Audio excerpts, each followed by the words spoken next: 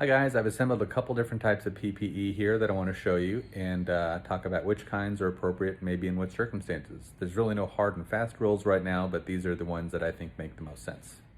So here you can see a bunch of different kinds of PPE assembled, and I have them kind of laid out in order. The first kind we have here are cloth masks, and these are good barrier masks. When you're wearing a cloth mask, what it does is it keeps you from exhaling droplets and airborne secretions out into the rest of the world. And so a cloth mask protects you a little bit, but it protects the people around you from your secretions a lot more. Next up is kind of a basic barrier mask, and these are kind of the same idea. They offer you some protection, but they offer the people around you more protection from you. One of the main differences between a cloth mask and a barrier mask, besides reusability, is cloth masks tend to get hot and they trap moisture, whereas barrier masks don't trap moisture nearly as much and don't tend to get as hot. And so the average person will actually be more tempted to let the cloth mask come off the bridge of their nose and let their nose out and mess with it and breathe because it gets hot and muggy in there. Whereas a barrier mask is less likely to get hot and muggy, and you're more likely to be able to leave it in place, covering both your mouth and your nose, which is important. Kind of the next level up, this is kind of a surgical mask and eye protection. Any of these masks and eye protection are pretty good for most of our kind of day-to-day encounters in the office, unless you're really close up to someone. So in a hospital, just on a normal floor, this is the kind of thing that you'll see.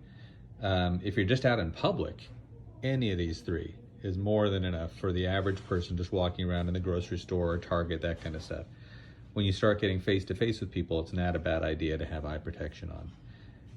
These, again, do a better job of protecting other people from you than protecting you from other people. So when you're in an environment where you are getting face-to-face super close to someone's mouth and nose, you need more protection from their mouth and nose. So some level of N95 style mask, these days KN95, N95, or here's this really neat Envo mask. This Envo mask has a N95 style filter built into it, and these are replaceable. It's got this really nice gel cushion. It's about $85 directly from the manufacturer, which is called the SleepNet Corporation or Clean Air Corporation. There it is, SleepNet. These are about $85, and these filters are replaceable. These are the kind of thing that you would wear if you are face-to-face with somebody and they are, let's say you're having their lips injected or you're doing facial surgery. These actually protect the wearer better, whereas those protect the public. If you're in this circumstance, you could absolutely wear this kind of eyewear, but I think it's better to have a full face shield on. I think a full face shield does a better job of covering up your whole mask and your whole face and keeping you safer that way. There are certain procedures, rhinoplasty being the big one, where you might want to go full on overkill. And this is what's called a PAPR, P-A-P-R. And this unit here is basically a portable HEPA filter.